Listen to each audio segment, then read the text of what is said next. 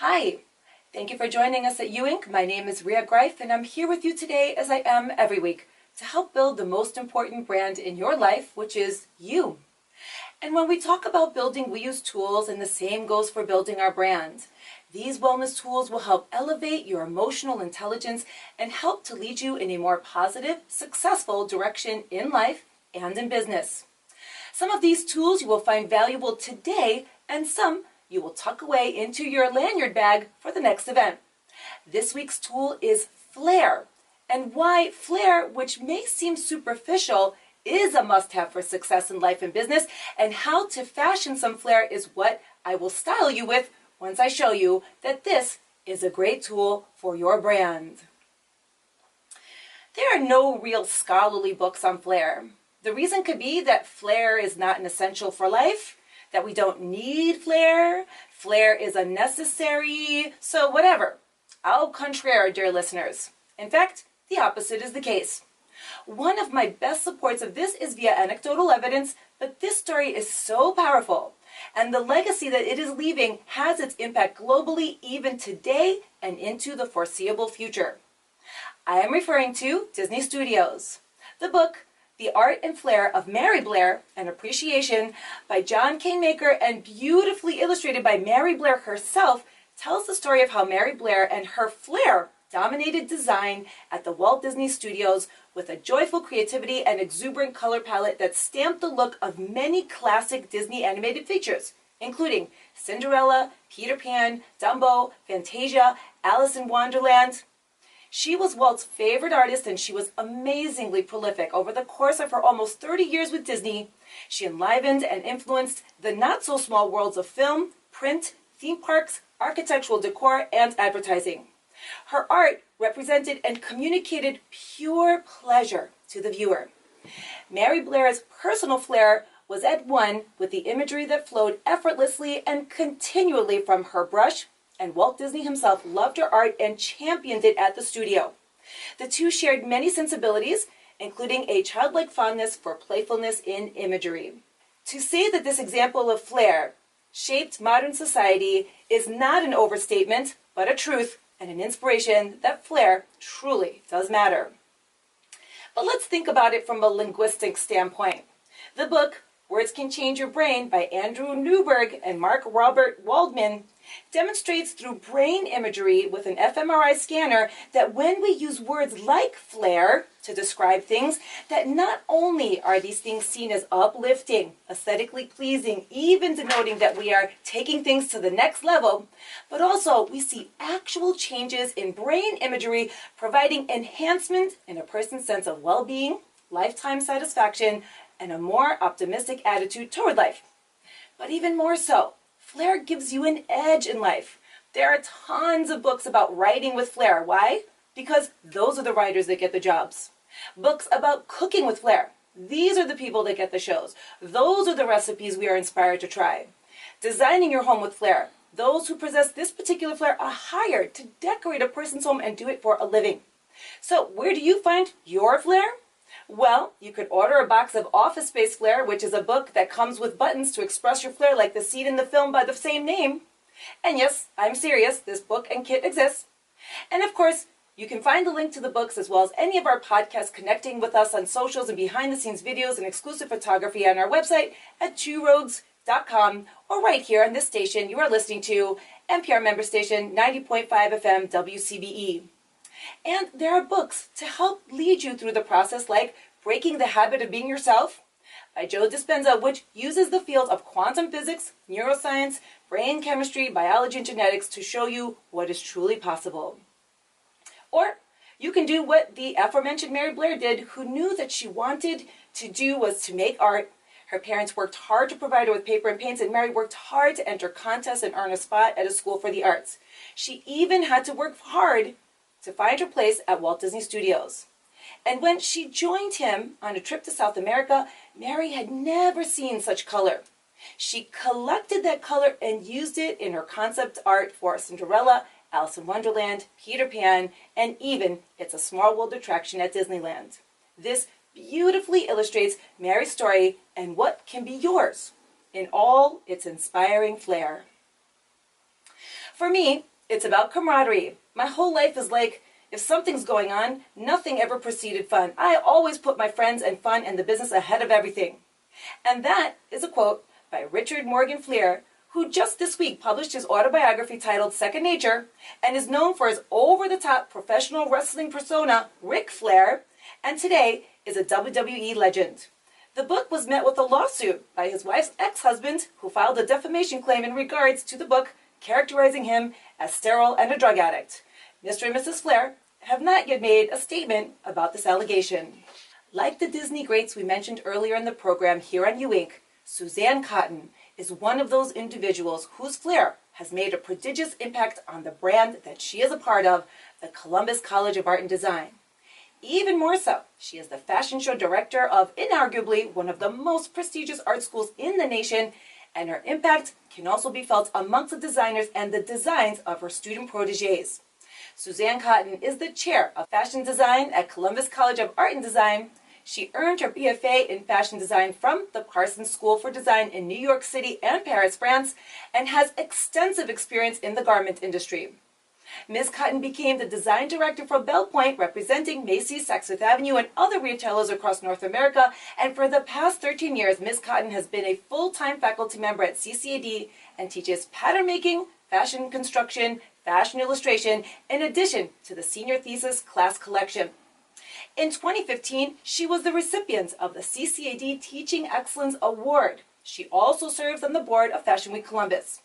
And when Suzanne Cotton isn't phenomenal with flair, you can find her hanging out with friends and family in her newly remodeled home or gracing the covers of magazines. Welcome, Ms. Cotton. Thank you. So when I was thinking of the questions to put together, I couldn't believe the first question that I really wanted to ask you. And I especially can't believe it because we've spent a lot of time together as my role as model trainer for the Columbus College of Art and Design Fashion Show, which is coming up. And I'd like to know your hair. Tell me about that decision, that flair.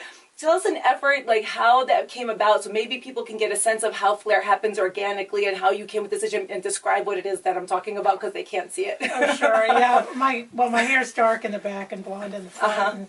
And, I had, for many years, I had bleached my hair and just kind of got sick of it, let it grow out. And so it was brown, for years. And it started to go gray in front, and I was like, oh, that looks so old, I didn't like that. And so I was like, you know what, I want to mix it up. At that point, I was teaching at CCAD, so I felt like I had the opportunity to be more creative and not be so, business-like. And so I was like, yeah, I'm gonna bleach the front of my hair. And it's funny because people stop me on the street, and really it was just because it was gray. And I was like, oh, I'll just make it blonde, But it really, people stop me all the time. And they're like, are you Suzanne Cotton? So people really know. It's your signature. Yeah. Yeah, it's your signature. So it's interesting how, like, they say, necessity is the mother of all invention. Yeah, right. So it was like, you want to do something with it. And also you had an environment that kind of fostered your ability to have that flair. So that's kind of how that came up. So it's a really good lesson for those of us who might be struggling with something. Like, find that environment that will bolster you to do that. Yeah, right. Yeah. But yeah, it is totally your signature, and I love it. Okay, so I want to start with that magazine cover that I mentioned. That was for Prism magazine that came out last year. And by the way, that group photo that was taken of you by Staley Monroe was just incredible, and also your personal photo. And she was also a previous guest on our show, and we're big fans as well. But I want to ask you about something that I believe is a distillation of what you said in your interview, which is basically wherever you go, whatever you do, it's fashion. And is that a way that someone can discover their personal flair, is to do what you advised, is to look at things and opportunities? And this is what you said, and I quote, every single thing that people wear needs to be designed. Everything you see out there in the world is fashion, and to get involved with every opportunity where you can meet people in the industry. You never know when you might be able to identify a design need that is not currently being provided that only you can fill. So are those some ways that people can find their own personal flair?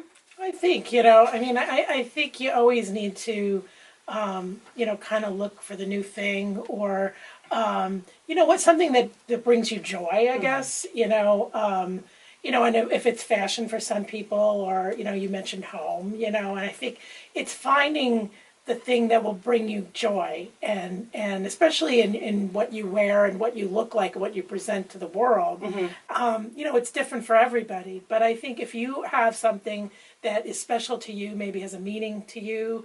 I know for myself, I really love jewelry and accessories, and you know, I have memories of where I got all these things, and you know, or if it was, you know, I had on pins yesterday that I'd found. I collect mid-century stuff and buttons, boxes of buttons and things. There were pins in there, you know, Bakelite little pins. But you know, to me, they're really special because they reminded me of my grandmother a little bit, and you know, and I think all of those things. It's not just the thing, but it's the memory that goes with the thing. It's that it makes you happy when you see it, and then I think that projects on to, you know, to the world. You know, that you've collected these things that mean something. So like going out and having experiences, eventually you pick up these memories, which become a part of your flair, because that's how it makes it authentic, and it's something that it's generated over time. Yeah, right. And I think too, you know, always keeping your eyes open when you're meeting people. You know, if somebody has, you know, I am always looking at whatever everybody has on. Sure, anywhere, you know, and sometimes it'll be the most random thing, but it'll be like, oh, that's such a great idea. And I think when you're designing, it's very much, you have to have that, you know, always keeping your eyes open and being inspired by not just what's in the stores, but everything. Yeah. You know, and it could be a building, but it's going to inspire a jacket. Right. You know. Right. And like using that example about the pins, it's like, you know, this is something that over time and something that you were grew up into, and then maybe you add something to that. And if you're an emerging young designer, then someone is like looking like, what are we going to do? We need to add this. And you're like, hey, I actually do this thing with pins. Yeah. Yeah. Right. So you also have to be aware for the moment. Yeah. Because you always wonder about people like that, right? Like, how did they get to that place? How did they get to that? And it's a mixture of being there and like also harvesting along the way. Yeah, and I think having something to offer, you know, that when that opportunity presents itself, you do have a way of standing out and being a participator. You know, that you can bring that to the table. Rather than just being like, I'm looking for an opportunity, it just presents itself because you're putting yourself out there. Yeah, I think. Yeah, that makes sense.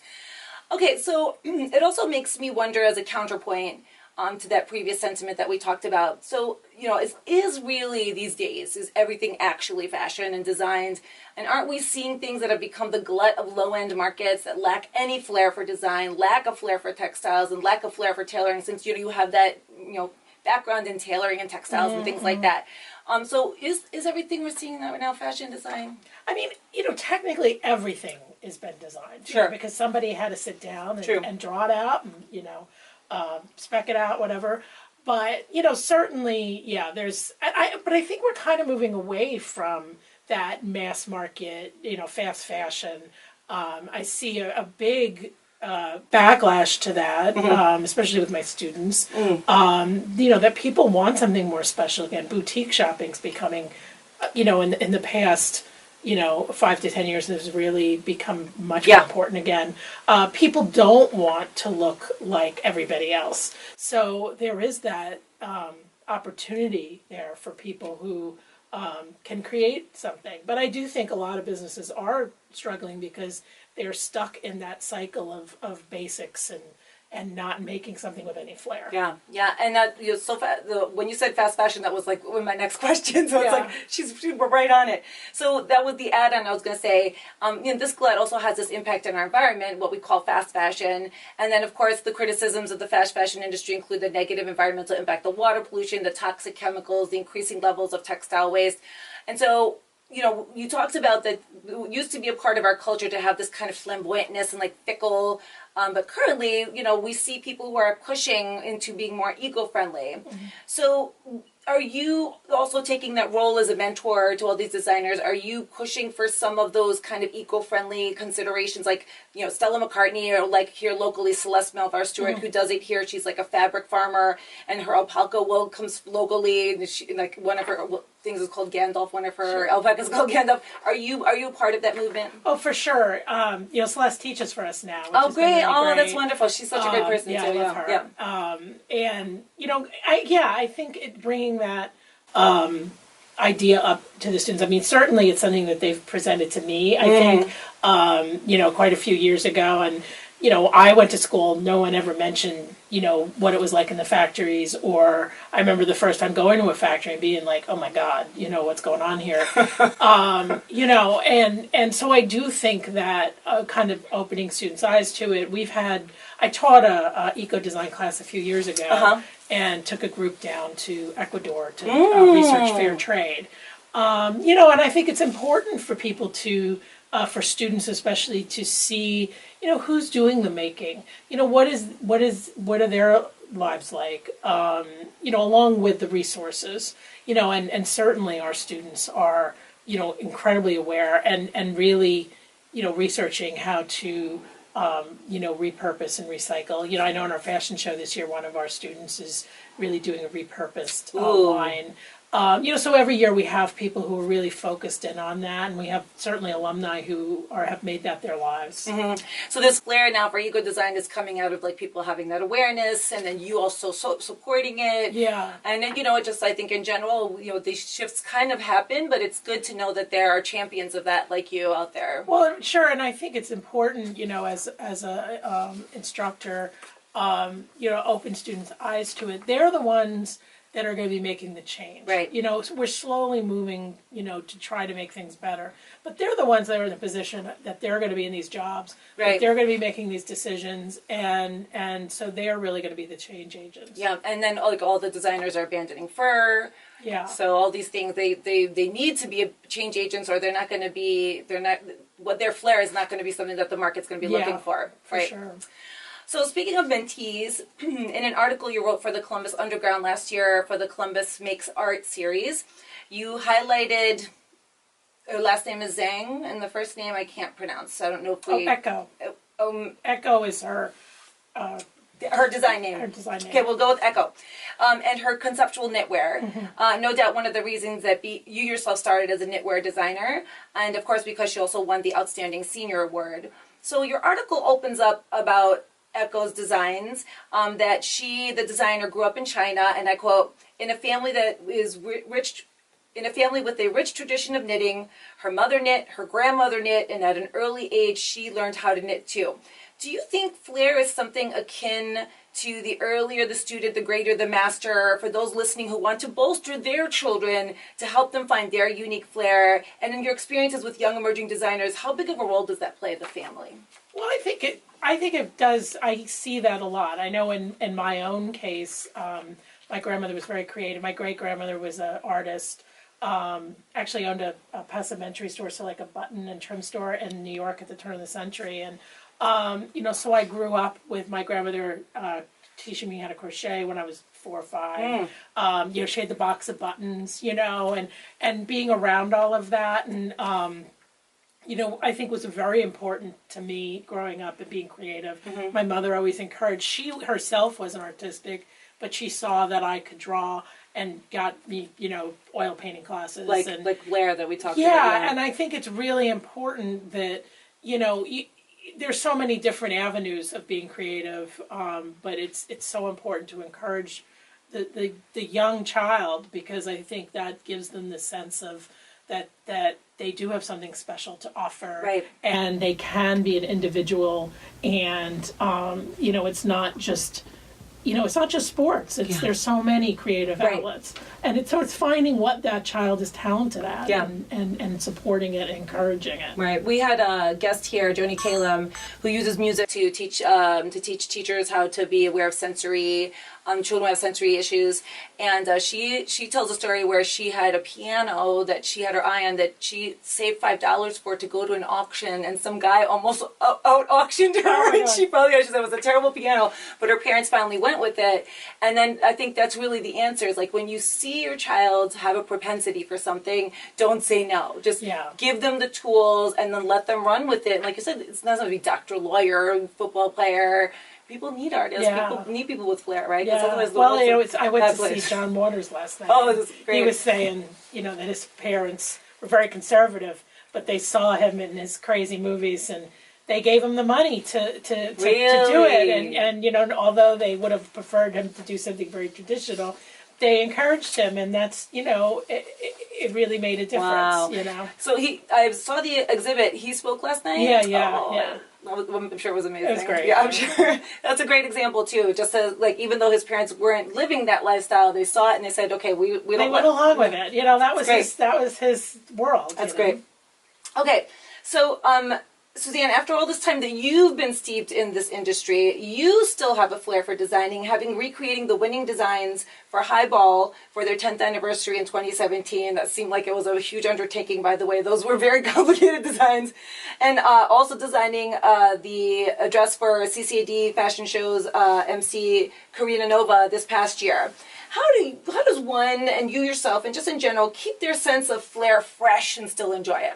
Well, I think I always kind of go from one project to the other. Like with the costumes, I was really recreating costumes, so it was from a single photograph. Yeah, from one photograph, and so it was like kind of playing detective. But while I was doing the one costume, I had to create some shape in the shoulder, and so I was playing around with making ruffles, and I just loved the way the ruffles looked when I made my samples. And so when I went to design Karina's dress, actually I had done another jacket in between just for fun, and I was on sabbatical, so I was just kind of being creative. And so I was like, I want to use these ruffles in something that's not super girly. And so I made kind of a tailored jacket with this same kind of ruffles in it. And I showed that to Karina, and she just loved it. And so we were like, well, let's incorporate that into the dress.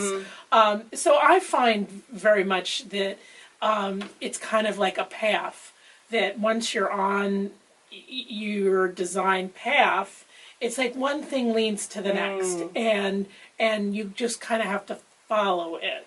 And you kind of incorporate, you see the trends coming, and it all kind of falls into what belongs in your path. What is my style sensibility, and what is out there that's going to work in that, and then what else can I bring to the table? And you work. I have always worked, because I worked, season to season when I was designing, so project to project.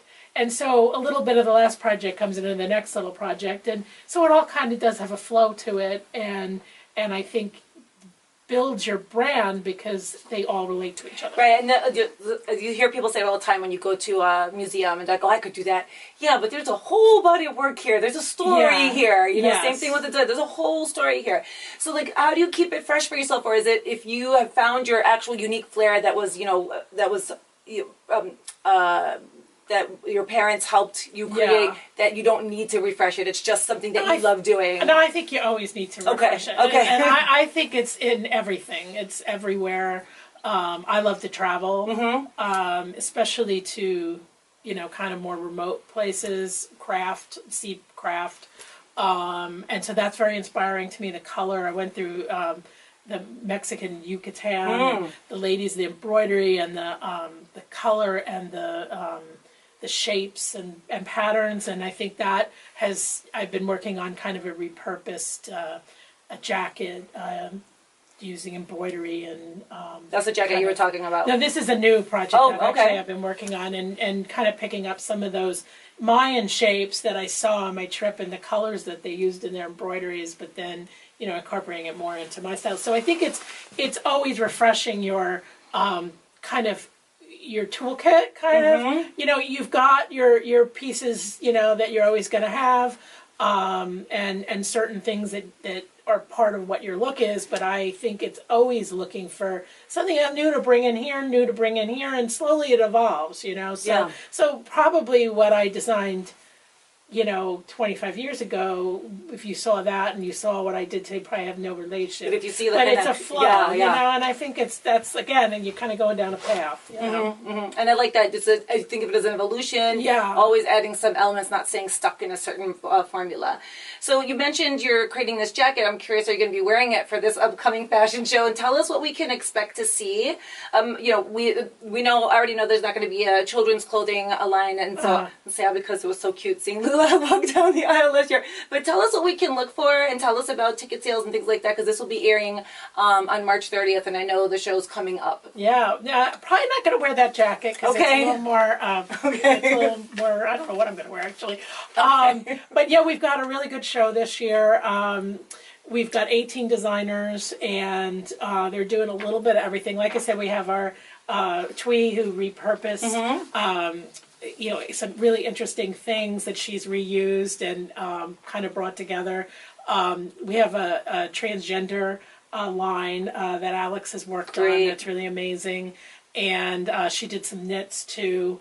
So that's always nice. We have a costume collection this year. And she kind of has used strong women as her jumping off point. So their costumes from that. Some kind of loungewear inspired looks. Of course, we always have some evening and some menswear, some really fun men's active Those wear. are always so fun. So I mean, I feel like it's a really nice mixed bag this year, so I think it's going to be an exciting show. Can't wait. Yeah, and it's back at the Kanzani. It's going to be back on our campus at campus. CCAD and our tent, which they just did a really huge renovation project in that area, so everything's looking really good. It's on May 10th, 7 to 11 p.m., and it's the most fashionable fundraiser of the year. I know that it is.